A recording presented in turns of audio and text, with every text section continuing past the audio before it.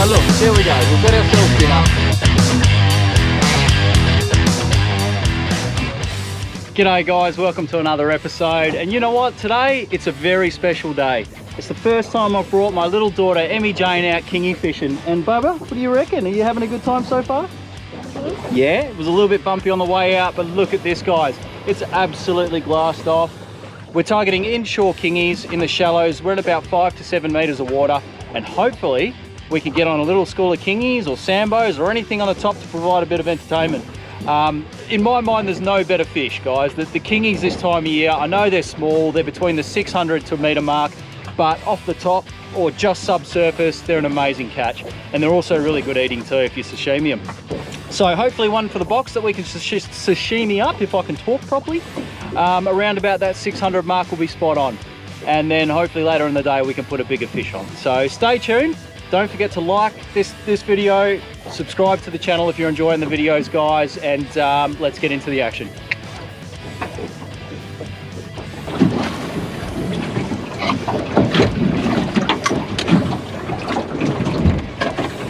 You just let it jig around and a big squiddy will come and eat it.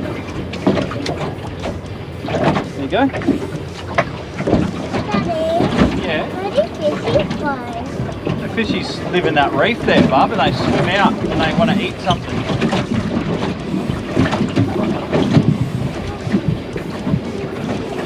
The big fishies are the ones that Daddy's fishing for.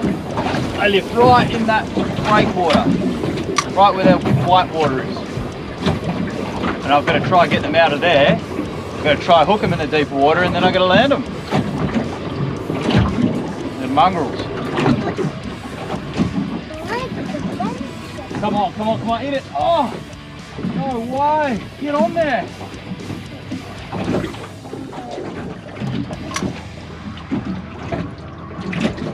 Be my luck that the smallest kingy will hit this lure as well. Out of the school of meter is. Come on, come on, come on, come on, come on. Oh my God, there's sambos, there's kingies, there's bloody rat. Max, come on, eat. Just a matter of time now before one hits. There we go, look at that on the top. Oh, no way, how good. There's nothing better than getting the light here on these type of fish too, guys. So I know it's bait, I know it's not very exciting, but when that goes off, so much excitement.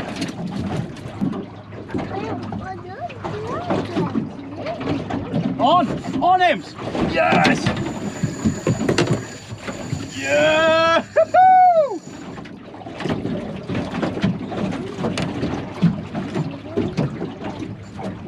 Oh, how good! So guys, that was just a little bit of a pilly on the top. He's going for reef now, we're in a bit of trouble.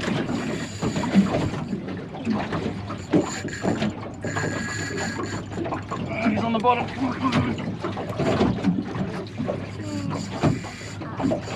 This is the perfect eating size kingy if we can get him up, guys. He's not a monster. He'll do. Oh, look. I can't wait to get one on the X-Wrap. They're everywhere. Here it comes. Perfect little eater. Oh, yahoo! Just love these fish. This first kingy session of the year, first time we've looked for them. Here they are. And in numbers, guys. Jeez. They are everywhere. Good little kingy. And I wanted one to eat too, so that'll do for the eater.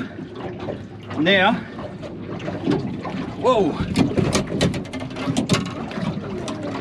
So I know I'm getting excited over a pretty little fish here, but that's one we want to eat. Great little eating size. First one for the year, so I'm absolutely stoked. And now we'll get the X-Wrap going. There's a couple around the meter mark in there, so if we can pick off one around the meter, I'd be absolutely stoked. Got my daughter, little Emy Jane, out with me today. How you going, Bubba? Do you like that? So it's a daddy-daughter fishing session, and that's dinner. That's sashimi dinner. Yoo! All right, let's get going, Em. Let's get some more fish.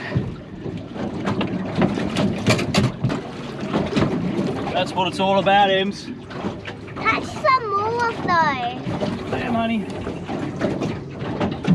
Now we'll get the X-Wrap working. Try and get a bigger one. We're literally in 5 meters of water here, guys. 4.6 meters. And there's structure everywhere. So if you give these things an inch, they'll take a mile. They'll bury you in anything they can.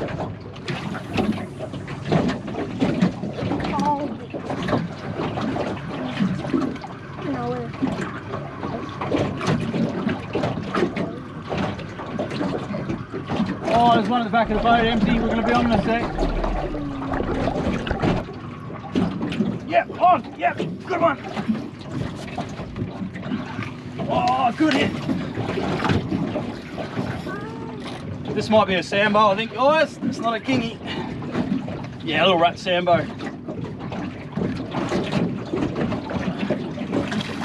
Old drag in. This is so much fun.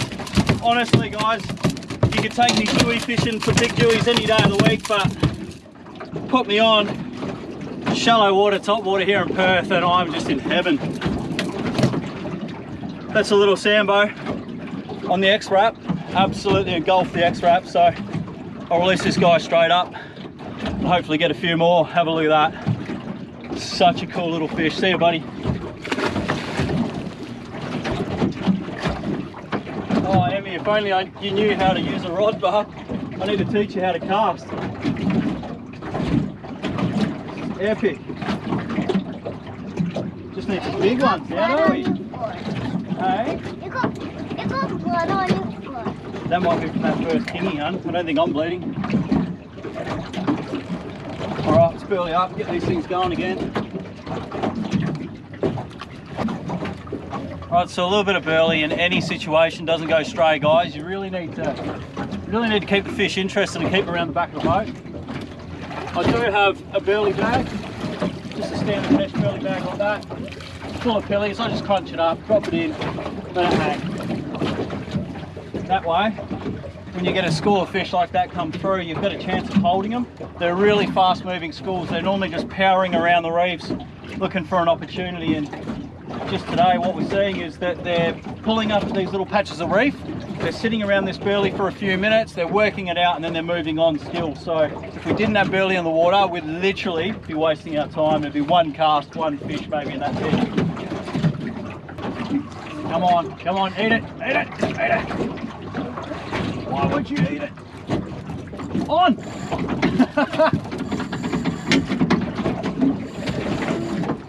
On, MZ.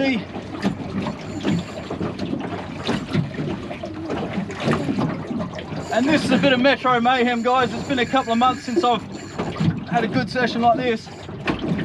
This has all been within the space of 10 minutes of getting to this spot, so just need to put this guy in. This is, hang on, honey. This is PE2 as well, guys, so these fish just go so hard. Oh, a little sambo. Rat sambo. Look at this one, MZ. What do you reckon of that?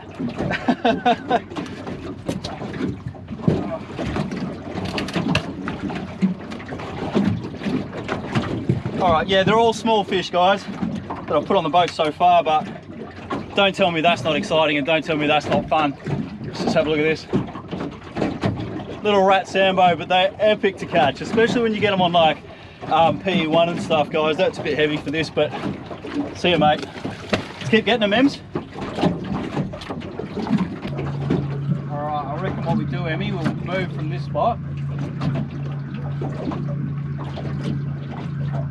Go anchor up the reef and cast there for a bit. Alright guys, so that was a little bit of mayhem and it was exactly what we came here for, but they've moved on and it's really typical of Perth fish to do that. They pop up for a few minutes and then right as you think you're onto a good thing, they disappear. There's no birds working today, so I'm not going to be able to look for them plainly by looking in the sky, but we'll do a bit of moving, a few casts here and there. I'll trawl a lure over the shallow reef here and hopefully we can pick up something decent. It's not all about the big fish today, like I said, but if we hook one, we'll be absolutely stoked. Stay tuned. Poor little Emmy's copped a bit of sun now and she's not willing to get in front of the camera. But how much fun was that? I mean, small fish, doesn't matter where you are, when they're hitting moving lures and charging lures, there's just no better feeling. I just wish I had the underwater camera set up today. Unfortunately, I don't have kept with me, so we don't have 2 cameras on the go. I can see kingies right now swimming around the reef. You're not going to be able to see it from the surface, but when I do another pass, I'm going to get this in the underwater housing and try to get it underwater. So just hope we pick that big one off, guys. I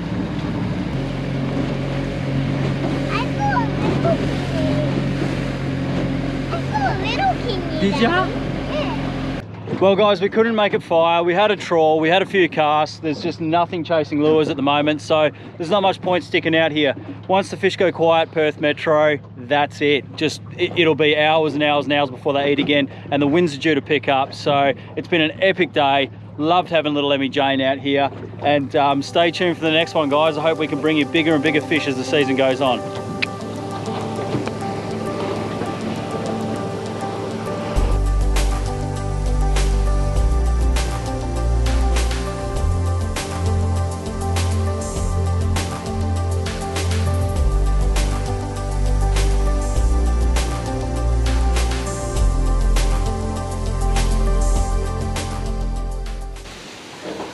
Righto guys, the only way to top off a perfect day like that, and by perfect I mean that was one of my most memorable sessions on the water, purely because little Emy Jane got out with me and she shared the excitement. Of course they weren't big fish, you know, like it's not all about big fish, especially here in Perth Metro area, but to bring one home, and I told her before we started, Emy, we're going to catch mummy dinner, and that was the goal. So we got a little fish, we're bringing it home, it's the perfect eating size, and Kep's been saying to me, Matt, I've got this dish that will just blow your mind. So it's a simple one, and Kep's going to take you through it. So what do we got, mate?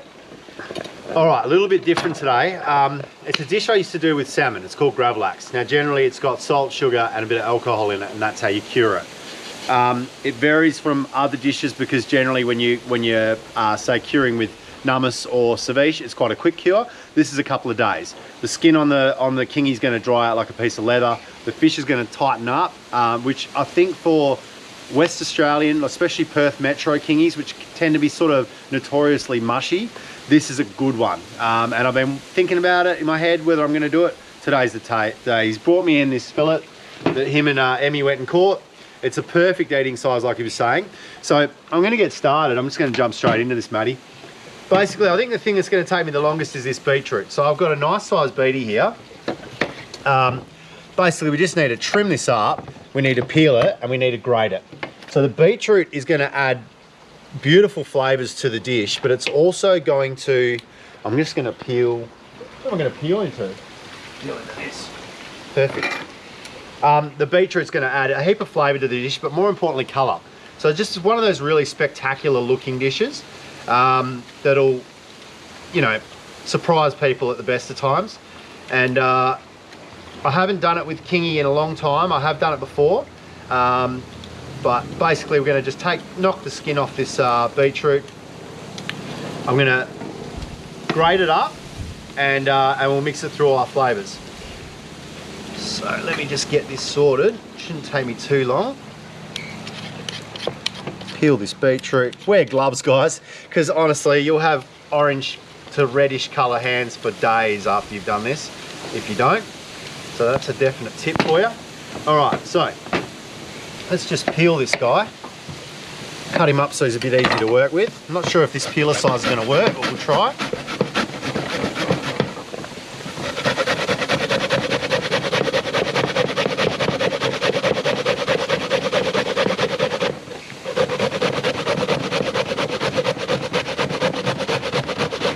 So what you're looking for is this juice and peeled beetroot. So I'll do a little bit more.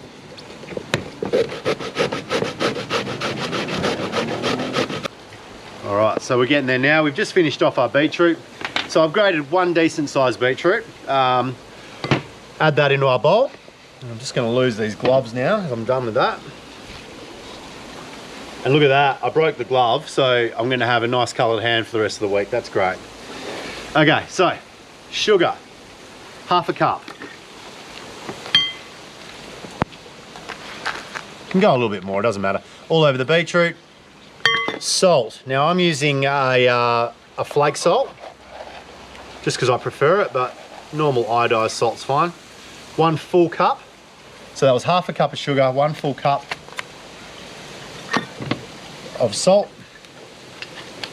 Now gin, you can use any gin, dry gin's the go. You can use vodka also, but I find the juniper berry flavour that comes in gin just adds so much to the dish. We're gonna go about 1/4 cup of gin. About there. All right, in that goes. And then we need a little bit of black peppercorn, but freshly ground, always, if you can do it. It makes such a difference. Now I'm gonna add about maybe 2 tablespoons.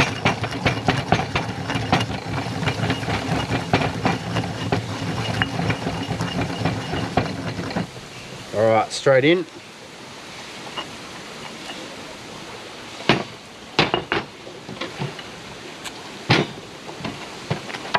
And then I'm just going to grab some gloves, mix it all up. So the next part, we need to lay some Glad wrap out because we're going to compress all these flavours onto the flesh and allow it to take time to cure. You could do it in a bowl. I just find Glad wrap's better because you can wrap it nice and tight and really push those flavours in. So,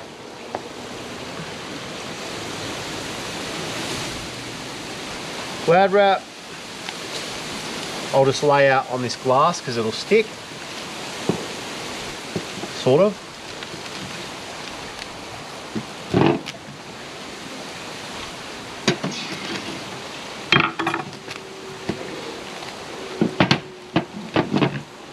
Back of the knife, not the sharp part, unless you don't like your knives.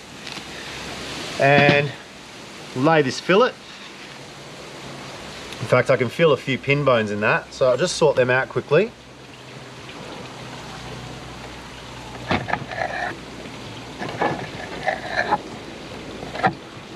Beautiful.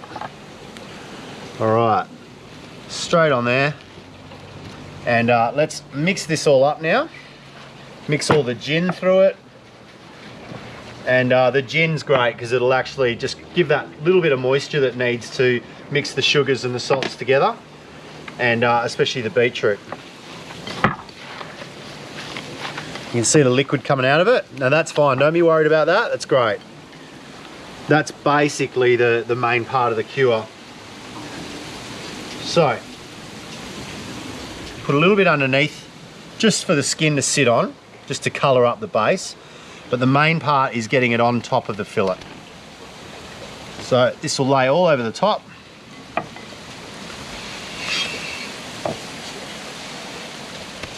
Just like that. All right, I'm just gonna lose these gloves again. We got some fresh dill. Just make sure I don't spill this everywhere. Got a bit of fresh dill, I'm just gonna chop a pile of that off. And I'm going to lay it all over the top.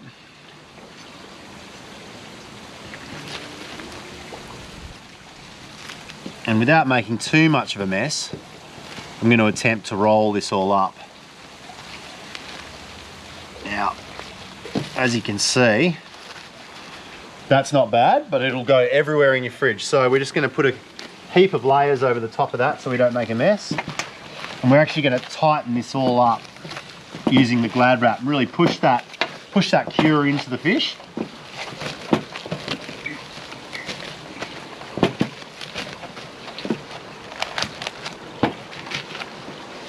Just like that. So that's it. That fish is now going to basically cure over a couple of days. It'll firm up and you'll be able to tell straight away because it feels soft right now. When you push it, the only softness you'll get is from the beetroot. The fish will be firm and that'll be cooked. So well done, Matty and Emmy, for going out and having an awesome session. And I'm glad I got to be a part of it just in the cooking part. But that's a pretty interesting little dish and I'll show you later what it looks like. So cheers guys, thanks for watching. Well guys, that was a cracker. And you know what? It's simple enough for me to do. What I love about what Kep's doing at the moment is if I can do it, anyone behind that camera can do it. And mate, that looks good enough to put on a Christmas tree. It's lit. It's lit up. Yep, she's beautiful colours and it's a real show dish, that one. What I think we need to do though, because it's got a cure, we're obviously not going to eat it tonight. let's put it in the fridge. Yeah. Let's go for a kingy session tomorrow. And if it's ready by the end of the day, let's eat it. All right, done. Thanks for watching, guys. Again, if you enjoyed this video, please like, please subscribe. Your support means the world to us. We'll see you on the next one. Cheers.